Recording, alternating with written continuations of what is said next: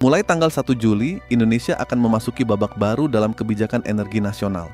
Di saat banyak masyarakat masih mengeluhkan harga BBM yang terasa semakin berat, pemerintah justru bersiap meluncurkan BBM jenis baru berbasis campuran biodiesel 50% atau yang dikenal sebagai B50. Sekilas, ini terdengar seperti kabar baik. Indonesia ingin mengurangi ketergantungan terhadap impor solar, menghemat devisa negara, memperkuat ketahanan energi, sekaligus memanfaatkan kekayaan sawit yang selama ini menjadi salah satu komoditas andalan nasional. Di atas kertas, semuanya terlihat masuk akal. Bahkan terdengar seperti solusi yang selama ini dicari-cari. Namun seperti banyak kebijakan besar lainnya, pertanyaan yang paling penting bukanlah apakah idenya bagus atau tidak. Pertanyaan sebenarnya adalah, apakah Indonesia benar-benar siap menjalankannya dalam skala besar? Karena sejarah menunjukkan bahwa banyak program terlihat hebat saat diumumkan, tetapi tantangan sesungguhnya baru muncul ketika harus dijalankan di lapangan. Dan disinilah cerita tentang B50 menjadi jauh lebih menarik daripada sekadar berita peluncuran BBM baru. Ini bukan hanya soal mencampur solar dengan biodiesel. Ini bukan sekadar persoalan teknis di kilang atau SPBU. Ini adalah cerita tentang bagaimana sebuah negara mencoba mengubah kekayaan alamnya menjadi senjata strategis untuk menghadapi masa depan energi yang semakin tidak pasti. Tidak sedikit negara yang menyadari bahwa ketahanan energi bukan lagi sekadar isu ekonomi, melainkan isu keamanan nasional. Ketika pasokan terganggu atau harga energi melonjak tajam, seluruh perekonomian bisa ikut terguncang. Inflasi naik, biaya logistik meningkat, harga kebutuhan pokok ikut terdorong, dan pada akhirnya masyarakat yang harus menanggung dampaknya. Indonesia tentu tidak ingin berada dalam posisi rentan seperti itu, karena itulah program biodiesel terus diperluas. Dari B20, kemudian B30, lalu B40, dan sekarang menuju B50.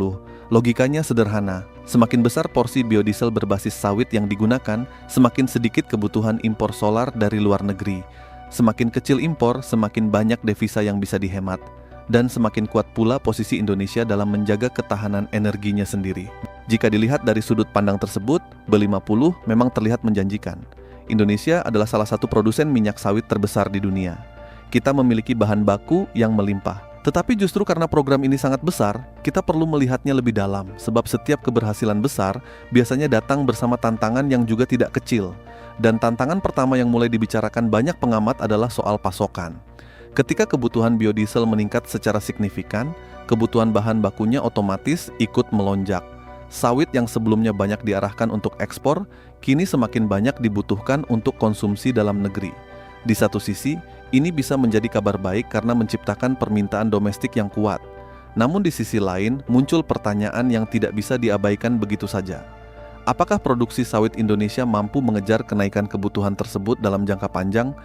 Karena jika kebutuhan biodiesel terus meningkat sementara produksi tidak tumbuh dengan kecepatan yang sama, maka akan muncul kompetisi baru terhadap pasokan CPO. Sebagian akan dibutuhkan untuk energi domestik, sebagian lagi tetap dibutuhkan untuk industri makanan, kosmetik, oleokimia, dan pasar ekspor. Ketika permintaan naik lebih cepat dibanding pasokan, tekanan terhadap harga menjadi sesuatu yang sulit dihindari. Disinilah diskusi mengenai B50 menjadi lebih kompleks daripada sekadar slogan kemandirian energi. Kita tidak sedang membahas satu sektor saja, kita sedang membahas hubungan antara energi, perkebunan, perdagangan, industri, hingga fiskal negara. Keputusan di satu sisi bisa menghasilkan manfaat besar, tetapi pada saat yang sama juga menciptakan tantangan baru di sisi lain. Dan itulah mengapa kebijakan energi selalu menjadi permainan keseimbangan yang rumit. B50 menawarkan peluang besar untuk mengurangi ketergantungan terhadap energi impor. Namun keberhasilannya akan sangat bergantung pada kemampuan meningkatkan produktivitas sawit, memperluas kapasitas pengolahan biodiesel, dan menjaga keseimbangan antara kebutuhan domestik dan pasar ekspor. Tantangan berikutnya adalah soal infrastruktur. Banyak orang membayangkan bahwa setelah kebijakan diumumkan, semuanya langsung berjalan otomatis. Kenyataannya tidak sesederhana itu. Program sebesar B50 membutuhkan rantai pasok yang jauh lebih besar dibanding program sebelumnya. Mulai dari produksi bahan baku, pengolahan biodiesel, distribusi, penyimpanan, hingga penyaluran ke berbagai wilayah Indonesia yang sangat luas. Setiap mata rantai harus bekerja secara efisien. Jika satu bagian terganggu, seluruh sistem bisa ikut terdampak. Apakah B50 hanya menjadi solusi sementara atau benar-benar bagian dari strategi energi jangka panjang Indonesia? Karena dunia energi juga terus berubah, kendaraan listrik berkembang, teknologi baterai semakin maju, energi terbarukan semakin kompetitif. Negara-negara besar berlomba mencari sumber energi yang lebih bersih dan lebih efisien. Dalam situasi seperti ini, Indonesia harus memastikan bahwa investasi besar pada biodiesel tetap relevan dan mampu memberikan manfaat ekonomi dalam jangka panjang. Namun di tengah semua tantangan tersebut, ada satu hal yang tidak boleh dilupakan. Untuk pertama kalinya dalam waktu yang lama, Indonesia memiliki kesempatan nyata untuk memanfaatkan kekuatan sumber daya alamnya bukan hanya sebagai komoditas ekspor, tetapi juga sebagai instrumen strategis bagi kebutuhan nasional.